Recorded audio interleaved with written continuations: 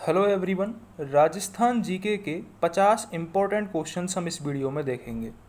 अगर आप चैनल पर नए हो तो चैनल को सब्सक्राइब, वीडियो को लाइक और शेयर जरूर कर दें। पहला क्वेश्चन है, राजस्थान में कार्बन सुविधा के आधार पर कालीबंगा में जीवन काल 400 से 500 वर्ष माना गया। इसकी अवधि क्या थी? तो करेक्ट आंसर होगा इसका 2300 ईसा पूर्व। ठीक है, कालीबंगा की जो अवधि थी कार्बन सुविधा के अनुसार वो 2300 ईसा पूर्व मानी गई है। राजस्थान में प्राचीन सभ्यता की खोज किस विद्वान ने की थी? तो वो है सर R.L. स्टाइल। इन्होंने राजस्थान में प्राचीन सभ्यता की खोज की थी।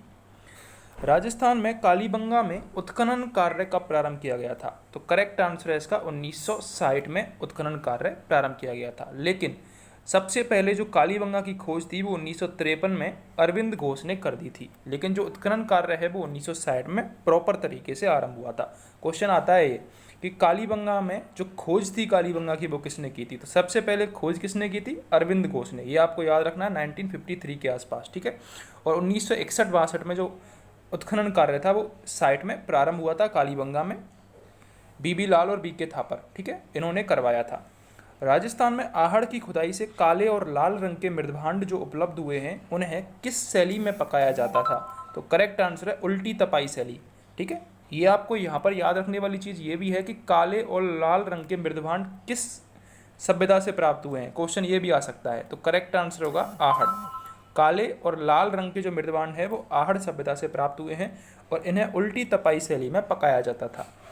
राजस्थान में आहड़ सभ्यता का उत्खनन वर्ष 1961-62 में किसके नेतृत्व में किया गया? इंपॉर्टेंट क्वेश्चन है, ये आता है। ठीक है, तो आहड़ सभ्यता का जो उत्खनन है वो HD सांकलिया के द्वारा किया गया था 1961-62 में। आहड़ सभ्यता है कहाँ पर? उदयपुर में है, ये भी आपको याद रखनी है। किस नदी पर है? बेड़च नदी के किनारे है, ये भी आपको याद रखनी है। ठीक है, ताम्र सभ्यता है, ये भी आपको यहाँ पर याद रखना है आहड़ सभ्यता के बारे में। अगर आप चैनल पर नए हो तो सब्सक्राइब जरूर कर देना चैनल को।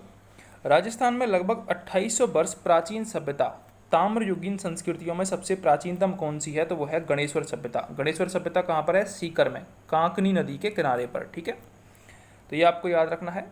राजस्थान में सिंधु लिपि किस प्रकार प्रयोग में ली जाती है? तो दाहिने से बाएं की ओर। ये सिंधु लिपि का जो लेखन है वो दाहिने से बाएं की ओर किया जाता है।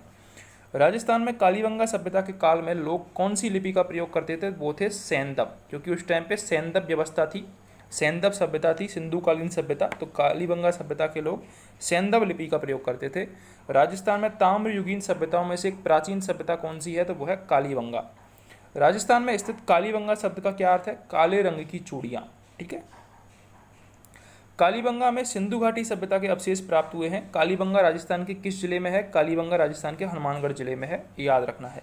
राजस्थान में आहड़ सभ्यता को एक विशेष सभ्यता माना जाता है, तो ये किस युग की है आहड़ सभ्यता? मैंने आपको पहले ही बताया था, ये ताम्रकालीन सभ्यता है। ठीक है, राजस्थान में कौन सा पुरातात्विक स्थल विलुप्त सरस्वती नदी के किनारे पर स्थित है? तो सरस्वती नदी के किनारे पर है राजस्थान में रंग महल, इंपॉर्टेंट है।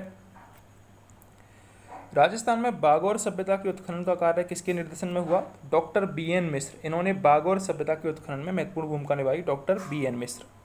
राजस्थान में स्थित भारत के प्राचीनतम टाटा नगर का नाम राज्य के पुरातात्विक स्थल रेड टोंक में किसका एशिया में सबसे बड़ा भंडार मिला है? तो सबसे पहले तो यही याद रखना है कि राजस्थान का टाटा नगर किसे कहते हैं? तो रेड सभ्यता। रेड सभ्यता ये कहाँ पर है? टोंक में है। यहाँ पर सबसे बड़ा एशिया का प्राचीन सिक्कों का भंडार मिला है, तो ये आपको याद रखना है। राजस्थान में पुरापाषाण कालीन अवशेष कहाँ से प्राप्त हुए हैं? जायल, डीडवाना, नागौर से पुरापाषाण कालीन अवशेष प्राप्त हुए हैं। राजस्थान के भीलवाड़ा जिले में कोठारी नदी के पास किस कस्बे के टीले के उत्खनन से मध्य पाषाण कालीन संस्कृति की जानकारी मिलती है? तो कोठारी नदी भीलवाड़ा में कौन सी सभ्यता है? बागौर सभ्यता। ठीक है, राजस्थान में पुरा अवशेषों के संरक्षण हेतु संग्रहालय की स्थापना कहाँ पर की गई है? तो संग्रहालय बनाया गया है पुरा अवशेषों के संरक्षण हेतु कालीबंगा नामक जगह पर।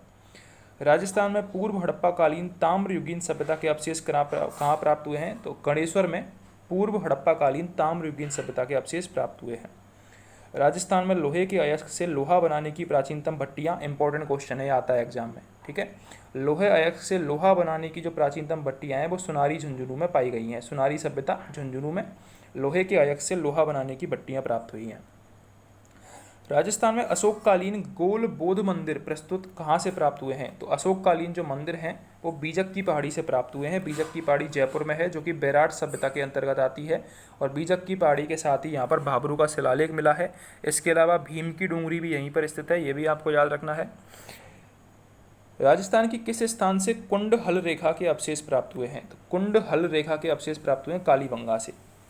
राजस्थान में आहड़ संस्कृति का विकास कहाँ से हुआ? तो बनास नदी की घाटी में, या फिर बनास की सहायक नदी है बेड़च, ठीक है। तो वहाँ पर आहड़ सभ्यता, जो कि ताम्रयुगीन सभ्यता है, जहाँ पर काले और लाल रंग के मृदभांड मिले हैं, तो बनास नदी की घाटी की सभ्यता में आहड़ संस्कृति का विकास हुआ। राजस्थान में कालीबंगा संस्कृति का विकास कहाँ से हुआ? तो सरस्वती और द्रस्वती, ये दो नदियों का ऋग्वेद में वर्णन मिलता है, सरस्वती और द्रस्वती। तो कालीबंगा संस्कृति का जो विकास है वो सरस्वती और द्रस्वती नदी के तट पर मिला है। वर्तमान में जो सरस्वती नदी है उसका अवशेष माना जाता है घग्गर नदी को, ठीक है। तो घग्गर नदी के पास ही कालीबंगा के अवशेष मिले हैं। राजस्थान में विश्व में एकमात्र लकड़ियों से युक्त नालियाँ कहाँ से प्राप्त हुई हैं? तो वो है कालीबंगा हनुमानगढ़ से। इंपॉर्टेंट क्वेश्चन है, एकमात्र लकड़ियों से युक्त जो नालियाँ हैं वो कालीबंगा हनुमानगढ़ से प्राप्त हुई हैं। राजस्थान में सूती कपड़े के अवशेष कहाँ से प्राप्त हुए हैं? तो सूती कपड़े के अवशेष बेराट सभ्यता से प्राप्त हुए हैं, ठीक है। अगर आपको वीडियो हेल्पफुल लग रही हो तो चैनल को सब्सक्राइब जरूर कर दें। राजस्थान में पाल वंश के किस शासक को नागभट्ट द्वितीय ने पराजित किया? तो वो था धर्मपाल। राजस्थान के जालौर में प्रतिहार सत्ता का संस्थापक कौन था? प्रतिहार सत्ता के संस्थापक थे नागभट्ट प्रथम। नागभट्ट प्रथम ने ही अपनी जो राजधानी थी उसको मेड़ता हस्तांतरित किया था, ठीक है। ये भी आपको याद रखना है। राजस्थान में नैन्सी की ख्यात में गुर्जर प्रतिहारों की कितनी साल शाखाओं का उल्लेख मिलता है? जो नैन्सी की ख्यात है उसमें 26 शाखाओं का उल्लेख मिलता है गुर्जर प्रतिहारों की। राजस्थान के किस प्रतिहार शासक ने अपनी राजधानी मंडोर के स्थान पर भीनमाल बनाई? तो मैंने आपको बताया था मंडोर के स्थान पर मेड़ता और उसके बाद जालौर भीनमाल भी बनाई थी, ठीक है। तो वो थे नागभट्ट प्रथम। राजस्थान में गुर्जर प्रतिहारों की प्रथम राजधानी कौन सी थी? तो वो थी मंडोर, और नागभट्ट प्रथम ने ही मंडोर से राजधानी बदलकर भीनमाल और मेड़ता की थी। राजस्थान में किस प्रतिहार शासक ने जल समाधि ली थी? तो नागभट्ट द्वितीय, इन्होंने जल समाधि ली थी, ये प्रतिहार शासक थे। राजस्थान में किस प्रतिहार शासक के राज्यकाल में अरब यात्री अल मसूदी ने राज्य की यात्रा की? तो अरब यात्री थे अल मसूदी, इन्होंने महिपाल प्रथम के काल में यात्रा करी थी। राजस्थान में अजय मेरू अजमेर नगर की स्थापना किसने करवाई थी? तो अजय राज चौहान ने अजमेर नगर की स्थापना की थी। राजस्थान का वह प्रथम राज्य जिसने मुगलों के साथ सहयोग और समर्पण की नीति अपनाई थी, तो वो था आमेर का जयपुर राज्य। और अगर वंश पूछा जाए तो वो था गचवाहा। और सबसे पहले भारमल ने अपनी पुत्री का विवाह किया था अकबर के साथ। कहाँ पर किया था विवाह? सांवर झील में किया था, ये भी आपको याद रखना है, ठीक है।